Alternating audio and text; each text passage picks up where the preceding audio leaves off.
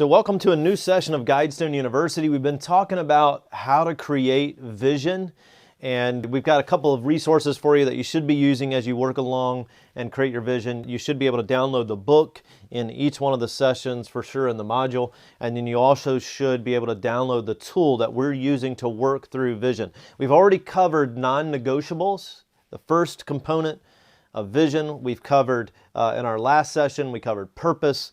And then in this session, we're going to begin looking at the future. What do we want things to look like? And specifically, we're going to focus on huge goals. So the future for our work and for our organization involves both what the organization will build and what it will become in the future. Because when the future is clear, then we'll be able to form plans that make it happen. In fact, that's what we learn in our course on the simple one-page business plan. That's the next step after we create our vision. So when the future is clear, when you understand where you're headed with vision, then you can make daily, weekly, monthly, yearly plans to make that vision happen, to fulfill that vision on a regular basis. So what are we building? Who are we becoming as a result of showing up to our work every single day? Where are we headed? So future consists of two parts. I want to make sure you have a grasp on this, and then we're going to talk about the first one. Number one is huge goals. And the question that we ask with huge goals is, what are we building? Or what do we want to build? And then the second part of future, as we look at future, is details. What will it look like to achieve the goal? Or what are we becoming? What do we want to become as a company, or what do we want to become in our work? What do we want to become together? So huge goals and details. As a leader, you are inviting people on a journey. You're taking them to the base of Mount Everest, and you're pointing to the summit, and you're inviting them to go with you. And for other people to decide that they want to go with you, they need to know what the journey is going to look like. So what are we going to build? I'm going to look here for a few minutes at huge goals. There's a fundamental difference between merely having a goal and committing to a huge, daunting challenge. And what we're talking about is these huge, daunting challenges. And their business classic, their book, Good to Great, Jim Collins calls these big, hairy, audacious goals. It's become a business acronym, BHAG. Big, hairy, audacious goals. Huge goals are clear and compelling, and they serve as unifying focal points of effort. They act as catalysts for team spirit. They have a clear finish line, so us as leaders and the team can know when we've achieved these goals. They're tangible, they're energizing, and they're highly focused. So we think about huge goals. I mean, all of us have set goals before. We've worked toward these things. But we want to give you a few questions, like we have in the other sessions. We want to give you a few questions to help you to craft, not just goals, but to help you craft these huge, daunting challenges that you're going to go after to create excitement and energy in your work with your team and with your organization. So here's the following questions that we can ask to determine our huge goals. And you can work through these again as you look through the workbook or in the Vision tool itself, if you've downloaded those. All right, number one, first question, what are we building? What are we building, or what do we want to build? Number two, where do we want to go? Where do I want to go? Where do we want to go together? And if you're working with this, if you're working through vision with your team, you can kind of change the wording of the questions, and you definitely want to get input from the team. And in fact, you may want them to engage with this far more than you are in that open session, because your fingerprints are going to be all over it as the leader anyway. You want them engaging in the process fully and completely so that their work can be exciting and compelling to them. So where do we want to go? Number three, what will we be the best at, or what can we be the best at? With the people that have come to this organization, with the people we currently have on the team, even if it's just a small business with a small team, what can we be the best at? What is our unique market position? What can we be the best at? And then as you develop these goals, there are three questions that you can ask to ensure that they're huge, they're compelling, they're clear, they're actionable. Three questions you can ask. Is it specific? Is it measurable? And then, is it time sensitive. When will we achieve it? How will we know that we've achieved it? So is it specific? Is it measurable? Is it time sensitive? How will we know that we've achieved it? So here's what I want you to do. I want you to pause this session and work on this action step. I want you to write out your huge goals. And what you may want to do is write 8 or 10 or 12 or 20 of them on a page. And as you write them out, write as many of them as you can, and then come back and you can pick the ones that seem the most challenging, the most compelling to you personally and as a team. Let me read some huge goals to you, some big, hairy, audacious goals to you. In 1990, Walmart had the goal to become a $125 billion company by the year 2000. In 2016, Walmart is worth more than $250 billion. Nike in 1960, their goal in 1960 was simple, to crush Adidas.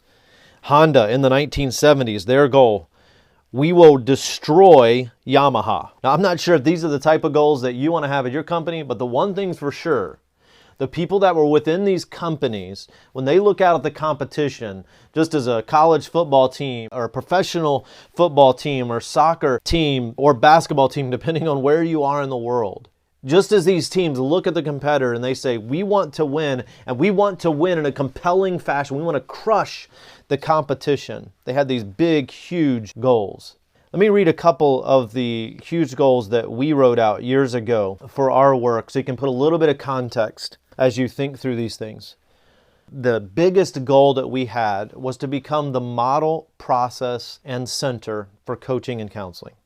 And that's something that we work at every day. It's something that I don't know that we ever, as we talked about in the last session, we never fully accomplish it, but it's something that we can work toward fulfilling every single day.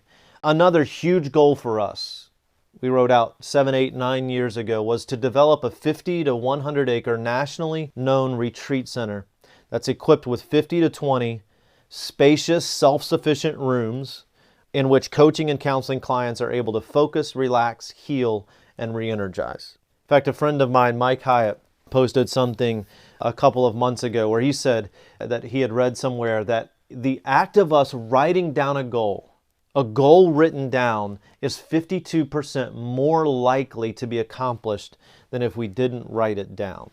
And so there's something powerful and energizing about writing these goals down and accomplishing them.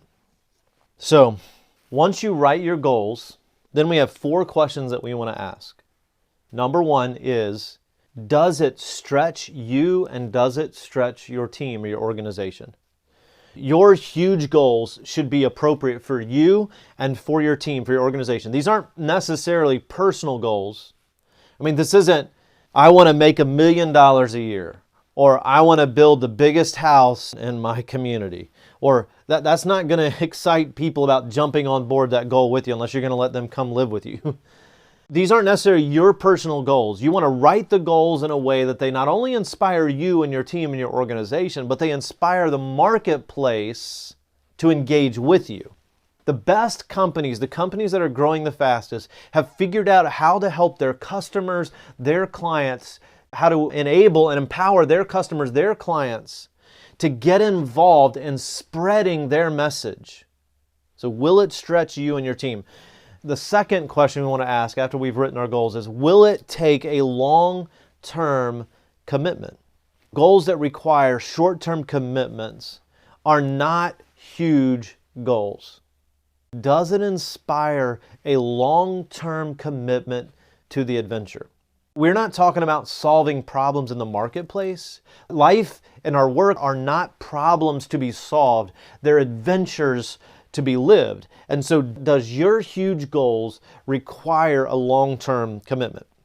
Third question we want to ask, once we write the goals, we want to go back and review them and evaluate them to ensure that they're huge goals.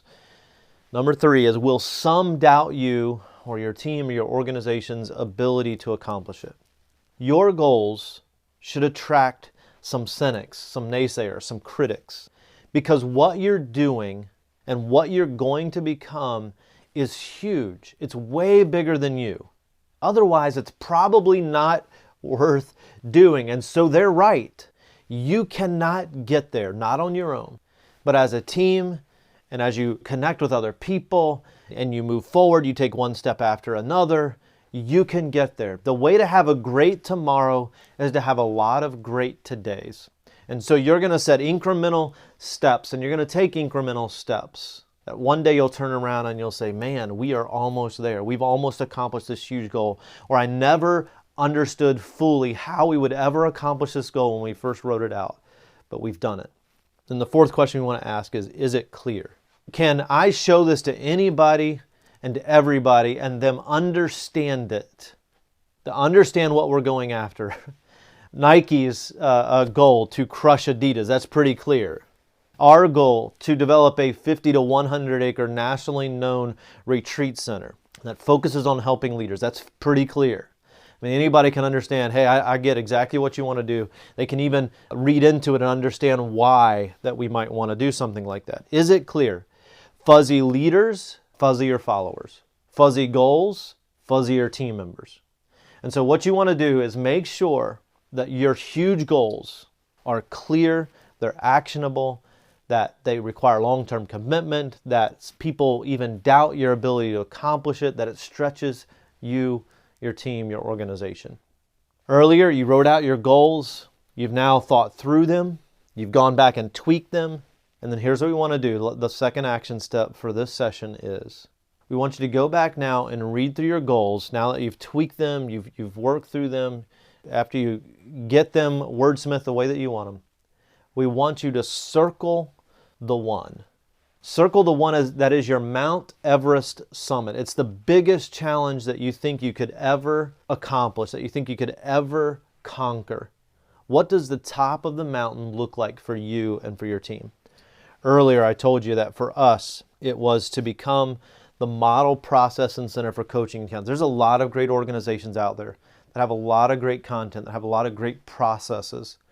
And for us, we want to think through the real challenges that leaders are facing today, and we want to develop a proven process and model that can help every single one of them. Okay? So in this session, you're writing out your goals, you're going to tweak them, modify them, finalize them, and then you're going to circle the one. Circle the one that's the huge goal for you. And then we'll see you in the next session as we look at details.